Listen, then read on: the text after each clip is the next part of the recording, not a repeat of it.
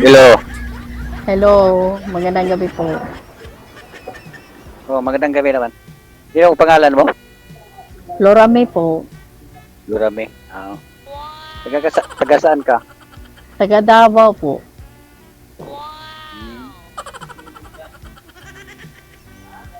May ano ka na? May anak ka na?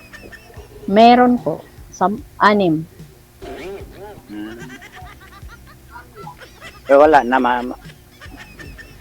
Ilang anak mo na lang hindi na may pamilya. Ano po, bali, tatlo po yung may asawa, tapos yung dalawa binata pa, at saka dalaga, tapos may dalawa pa rin ako na nag-aral. Hmm. Yung sa akin pala 5, pero 4 wala. May pamilya na. Isa na lang yung bunso ko na lang yung importahan ko ngayon. Sa akin yung pang-5 at saka pang-6, yun ang nag-aral po. 15 years old at saka 11 years old. Taga saan po kayo, sir? Sa Mindanao, yung Sa probinsya namin, Mindanao, sa Mangagoy, Bislig. Malapit lang yan sa Davao. Mangagoy. Oo, Mangagoy, Bislig. Doon, nandito ko sa Manila, sa Patiro, Santa Ana, kasi yung anak ko dito, pinapunta ko kasi may pinatrabaho siya, dinumpungan niya yung bahay niya. Nandito ako. Ganun ba? Siya yung nag-assist tayo, sir, sa sa cellphone, sir? Siya yung kasama mo dyan? Ha? Siya po yung kasama mo, yung nag-ayos ng cellphone? Yung anak mo? Oo. Gusto na rin. Yun kasi sa akin kasi hindi ako marunong hindi mag ng cellphone . Gusto niya na magka-girlfriend ka na rin, magka-asawa? Yun na nga, yung sabi ng anak ko, yun na nga, sinabi ko na, wala akong alam. Wala na kasi mahirap na matanda na tayo . Ilang taon na po ba kayo, sir? Yung nakaraan na October 15, 58 ako. 58, 1965. October 15. Ikaw ilang taon ka na? 49 na, nung November 11. Nung 11 lang, nag-birthday ako. Wow, 58 na. Malapit na sa senior. Malapit na sa senior, malapit na sa finish line. So, okay pa naman kasi yung trabaho ko. Kahit saan ako ng trabaho, kasi yung trabaho ko ngayon, Panday Mason. Pag doon ako sa probinsya, pwede naman umakyat ako ng niyog, mag-kupras, mag-operate ng sinso, yun, kaya pa man. Ganun ba?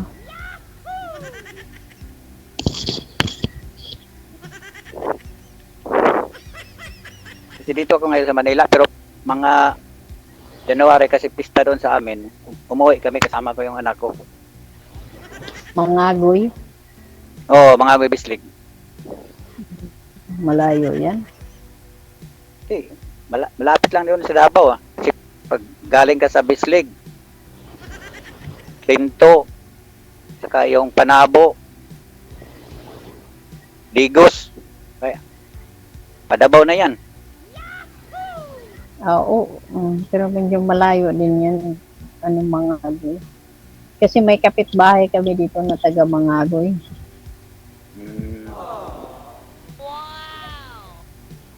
Mas malayo pag dito ako sa Manila, pero pag umuwi ako sa probinsya, malapit-lapit lang yan. Bagay. 10 years na kamukha mong biyuda, madam. Bakit ho namatay si mister po ninyo? Ano nangyari? Ano po yan, kuya? Cardiac arrest yun. Teka lang, nakaka-awkward naman papakinggan. Wag mo akong kuyahin kasi mas matanda kayo sa akin. DJ na lang, DJ oh. Si Lolo, DJ Lolo. Oo. Kasi DJ? Oh. Cardiac arrest siya ba? Oh, bakit? Namamaga yung puso niya. Di namin alam yung mga anak namin na dinadala niya po yung problema, dinidibdib niya yung problema niya Oh. pa. Binigyan mo ng problema. Anong problema po yung dinidibdib niya, ma'am? Long story kasi. Ay. Ano kasi, basta may family problem lang ba sa kapatid niya. Ah, okay. Hindi, wala naman sa'yo. Wala man ng problema sa'yo. Wala man siya problema sa amin na pamilya. Doon Ah. lang sa ano sa kapatid niya, yung bunso nila. Ah, sa Kaya side. sila nagka-problema. Sa side niya. Ah, okay. Sa side niya kasi. Hindi na ako nag-asawa. 10 years yun, ha? Pero may manliligaw. Ah? May manliligaw naman. Mayroon man, Oh. DJ, pero malayo man. Kadalasan nasa malayo. Wala kasi malapit dito. Paano to si Ano kasi nasa malayo, kadalasan nasa Leyte, sa Maynila kadalasan. Kadalasan talaga sa Maynila. So, hindi lang pala isa yung manliligaw mo, marami na rin sana, no? Malang malayo, no? Ganyan lang, kaso lang nasa malayo. Oo. E paano to si sir, malayo din? Oo, nasa Maynila din. Eh, dapat may isang uwi o may isang pupunta. Si sir sa uwi dyan sa'yo o ikaw pupunta dito sa Maynila. Ay, hindi pwede kasi may dalawa akong anak na nag-aral, sinusuportahan ko. Tapos yung trabaho ko, hindi pwede maiwan yung trabaho ko. Ano po Sayang trabaho? kasi yung trabaho ko. Ano po trabaho nyo, madam? Kasi may pinapaaral pa pala kayo. Oo, ano kasi ako, pintor sa furniture shop. Ah, Opo. pintor ka sa furniture shop. Opo. Yung mga pinapinturahan mo, yung mga muebles, ganyan. Opo, yung mga upuan, yung mga table, ganyan po. Ayun. Pero wood kasi. Oo. Ayun pala eh. Mm-mm. Tapos hindi ba din nakahanap ng lalaki na seryoso? Paano yan? Ayoko yun talaga na hindi seryoso kasi baka masaktan na tayo. Ay. Mahirap na kasi. Oo. So, meaning may naging boyfriend ka siguro na sinaktan ka. Meron na. O meron, DJ, nung bago pa lang namatay yung asawa ko, may nakalive-in ako, so 7 months lang kami. Bago lang namatay si mister mo, may nakalibin ka. Mula noon, opo, mula noon, wala na, ayoko na kasi doon. Nakaranas kasi ako ng masakit sobra kasi nagbabae siya eh. So mula noon, nung ano man kasi namatay yung asawa ko, 2013 to 2014, Oh. may nakalibin ako, so 7 months lang kami. So wala na, hiniwalayan ko na hanggang ngayon wala na rin. Oragoy. Nang babae pa? Oo, kaya nga ayoko na. Sabi sa isip ko, baka masaktan na rin. Oh, pero ngayon, gusto mo na makahanap kasi magsi-60 ka na eh. Mag-ano na po kayo eh, mag-senior na rin, no? Iba pa rin yung may kasama.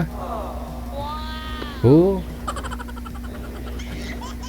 Siguro, depende. Ilang taon po ba yung bunso mo, ma'am? Ano po? 11. Ay, bata.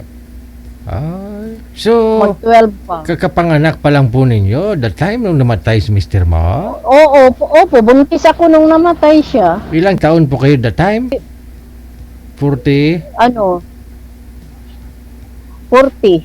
40? Oo. Pag sure ba? Ilang taon ka nga po ngayon? Ilang taon ako na byuda. Oh, ilang taon po kayo na byuda? Ay, po, 31 ata. Ha? 30.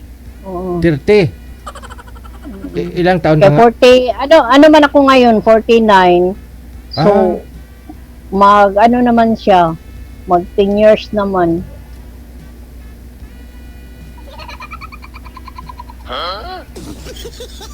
Mag 11 na siya ngayong next month. Ah.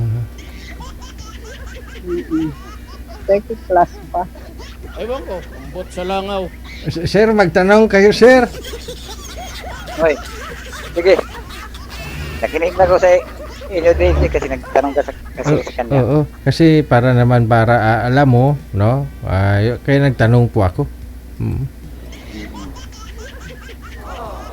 Kasi malapit naman dito sa Davao pag uwi namin ngayon sa Enero, pista sa amin. Sama pa yung anak ko dito sa probinsya, di malapit naman doon. O, ano ngayon? Nandito man ako sa Davao. Yun na nga. Yun pag nandito pa ako sa Manila, di mag kwentuhan na lang tayo pag uwi namin sa probinsya at pumunta pa ko diyan sa inyo kasi hindi pala pwede na mag diretso kasi kilalanin muna natin yung isa't isa o hindi namin kilala mo ako makilala ko yung parte sa'yo di wala okay na yun. Oh, depende yan sa pag-uusap. Yun na nga.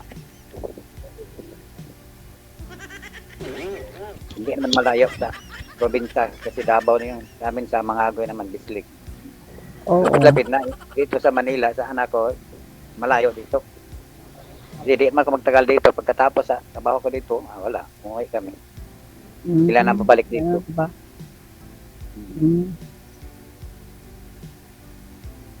May bahay kayo dyan sa Davao yung tirahan ninyo.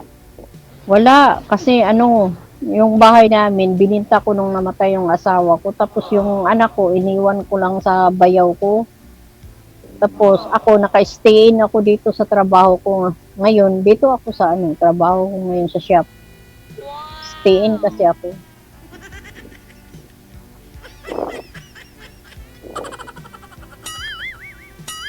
Hindi pa naman- Mismo ka ba sa Mangagoy? Sentro ka ng Mangagoy? Hindi, barangay. Barangay Marilca yung amin sa Bislig. Sakop sa Bislig. Barangay Marilca. Barangay Maharlika. Oo, Skiling, Barangay Marilca. Ganun ba? Bakit? May kilala ka sa dito sa Mangagoy, Bislig? Meron, yung kapitbahay namin dati. Nung doon pa ako nakatira sa downtown. May kapitbahay kami sa taga Mangagoy. Hindi ko alam mo saan sa kanila. Sa Mangagoy.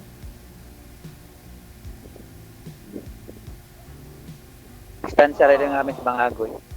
Marilca yung barangay namin. So, papayag talaga yung anak mo na mag-asawa ka. Ulit. Bayag nga. Hindi nga ako sasali dito kasi yung anak kong babae, sabi niya ay sasali kita pa. May makapusap ka. Kasi yung asawa ko, 2015 pa kami nag-iwalay. Hanggang ngayon, wala. Hindi pa ako nakapag-asawa ulit. Saan na pala yung asawa mo? Yun, may kasama ng iba kasi ano yung trabaho niya, yung massage. Ganun ba? Kasi yung trabaho ko sa Mindanao, skill kasi ako, kanday mason. Kasi yung mga engineer ko, saka yung foreman sa DPWH, kahit saang barangay kami trabaho sa eskwelahan, yung mga multipurpose, basketballan, kasi yun, uwi ako sa bahay sa isang buwan. Uwi ng isa lang, dalawa. Pag may umuwi na kasama, yun, ipadala na lang yung pera. Ganun. Magkano mo pasahod yung sir sa isang araw?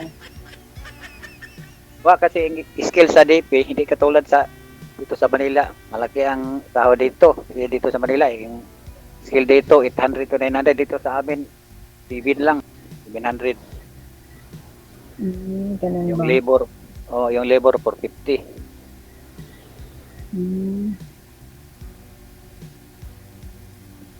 Ganyan man talaga yung sahod pag mason ka. Oo.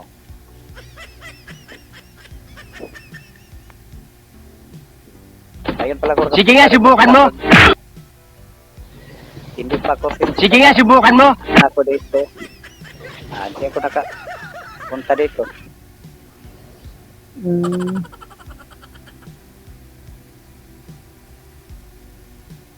Yun na lang, pagkatapos natin mag-usap dito, bigay na lang tayo ng yung mga account. Yun. Pwede rin. anong oras yung, kasi parehas tayong may trabaho. Sabi ko lang anong oras yung pwede kay chat, usap, o yun na lang. Oo, pwede rin. Inbox na lang tayo, sir. Oh, sige, good luck sa inyong dalawa ha. Kasi kailangan ninyong matulog ng maaga. Thank you so much. Sige. Good luck. Wow Salamat naman! po, Daisy. Salamat, Daisy, salamat. Wow! Sige. Ha? Okay. Wow naman! Wow!